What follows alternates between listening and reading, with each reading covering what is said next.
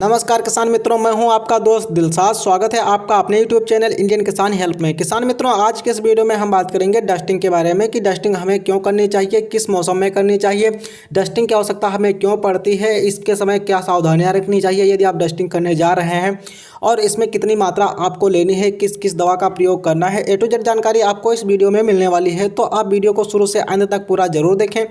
Channel पर अगर आप हमारे नए हैं तो आप हमारे चैनल इंडियन किसान हेल्प को सब्सक्राइब अवश्य कर लें, साथ में लगे बेल आइकन को भी अवश्य प्रेस कर लें ताकि ऐसी खेती संबंधित जानकारी आपको यूट्यूब पर सबसे पहले मिलती रहे। तो सबसे पहले हम बात करते हैं कि डस्टिंग की हमें आवश्यकता क्यों होती है। तो जब आपके यहाँ मौसम में चेंजिंग आ जाती है, यानी कि प्रतिदिन आपके यहाँ बारिश होती रहती है और आपको दवाएं स्प्रे करने का टाइम नहीं मिलता है, यदि आप दवाओं का स्प्रे करते हैं तो वो धुल जाती हैं, तो उस कंडीशन में आपको जो है डस्टिंग की आवश्यकता पड़ती है। अब हम बात करते हैं कि डस्टिंग हमें किन किन फसलों में करनी चाहिए। तो वैसे आप किसी भी फसल में डस्टिंग कर सकते हैं बारिश के समय में, लेकिन मुख्य रूप से मिर्च, शिमला मिर्च, हल्दी, टमाटर आदि फसलों में जो है डस्टिंग की जाती है, क्योंकि बारिश होने की वजह से रोग आने का खतरा ज़्यादा रहता है और उस समय यदि आप किसी भी दवा का प्रयोग करते हैं तो बारिश आने से दवा धुल जाती है और आपको उसके रिजल्ट बिल्कुल भी नहीं मिलते हैं और आपकी फसल धीरे धीरे डैमेज होती जाती है। तो उस कंडीशन में हमें डस्टिंग की आवश्यकता पड़ जाती है। तो डस्टिंग के लिए हमें किन किन दवाओं का प्रयोग करना चाहिए वो आप कृपया ध्यान दीजिए।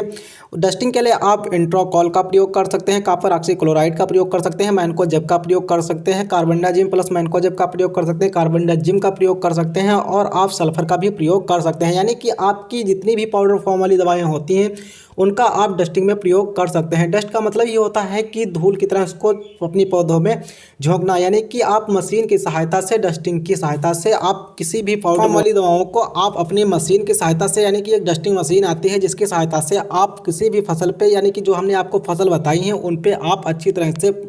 इन दवाओं का जो है डस्टिंग कर सकते हैं। इसके अलावा हम बात करें अगर हम सही समय के कि आपके डस्टिंग करने का सही समय क्या होता है, तो डस्टिंग के लिए सुबह का समय बहुत ही सही रहता है, क्योंकि सुबह का समय उस समय जो है ओस रात में गिरती है और ओस में जब आप इसका डस्टिंग करते हैं किसी भी दवा का, पाउडर का, तो ओस के साथ आपकी पत्तियों पर चिपक जाती है और वो अच्छी तरह से आपकी फसल में लग जाती है और जो भी फंगस या फिर जो भी डिजीज आने वाले होते हैं उनको यह नष्ट कर देती है। और इसका आपको प्रिवेंटिव में ही यूज करना चाहिए। यदि आप प्रिवेंटिव में डस्टिंग करते हैं तो आपको काफ़ी बेहतरीन परिणाम मिलेंगे और रोग आने पर यदि आप इसका प्रयोग करते हैं, यानी कि डस्टिंग का प्रयोग करते हैं, तो आपको रिजल्ट तो मिलेंगे लेकिन थोड़ा लेट में मिलेंगे। तो उस कंडीशन में आपको जो है ये हमेशा ध्यान रखना है, यदि आपके यहाँ बारिश की समस्या काफ़ी है तो आप डस्टिंग जो है हमेशा प्रिवेंटिव करें,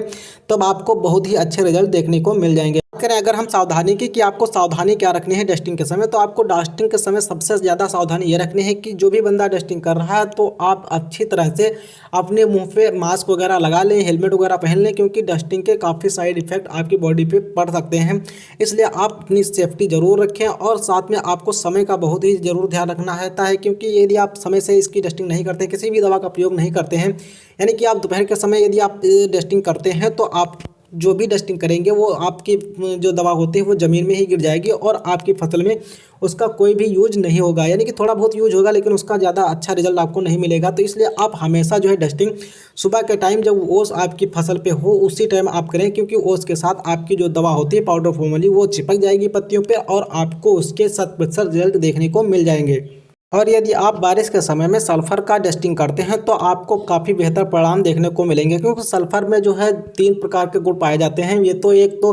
फंगीसाइड का भी काम करता है और इंसेक्टिसाइड का भी काम करता है, साथ में यह खाद का भी काम करता है। इसलिए सल्फ़र के काफ़ी अच्छे रिजल्ट देखने को मिल जाते हैं यदि आप डस्टिंग में लेते हैं सल्फ़र का। बात करें अगर हम डोज की कि आपको कितनी मात्रा में अपनी फसल में डस्टिंग करनी है किसी भी प्रोडक्ट की, तो आपको मान लीजिए जैसे कि आपको इंट्रोकॉल की डस्टिंग करनी है तो आपने 2 किलो इंट्रोकॉल ले लिया प्रति एकड़ की दर से। लेकिन यदि आप 2 किलो इंट्रोकॉल लेते हैं तो उसको आप अपने खेत में अच्छी तरह से नहीं पहुंचा पाएंगे। तो उसके लिए आपको क्या करना होता है कि एक टाल्कम पाउडर आता है, उसको आपको साथ में मिक्स कर लीजिए और आप अपने हिसाब से टाल्कम पाउडर की मात्रा कम या ज़्यादा कर सकते हैं। जितनी मात्रा में आप अपने खेत में पहुंचा पाएँ प्रति एकड़ की दर से उतनी आप टाल्कम पाउडर की मात्रा ले लें और इंट्रोकॉल के साथ में मिलाकर आप जो है इसकी डस्टिंग कर दें। इससे आपको क्या होता है कि डस्टिंग करने में काफ़ी आसानी हो जाती है, क्योंकि आप 2 किलोग्राम इंट्रोकॉल हो या फिर कॉपर ऑक्सीक्लोराइड हो या सल्फर हो, कोई भी पाउडर हो, आप 2 किलोग्राम में अपने पूरे खेत में नहीं पहुंचा सकते हैं। इसलिए आपको जो है टाल्कम पाउडर की आवश्यकता पड़ सकती है। तो दोस्तों यही सब था डस्टिंग के बारे में जानकारी आपको कैसी लगी कमेंट के माध्यम से आप हमें ज़रूर बताएं।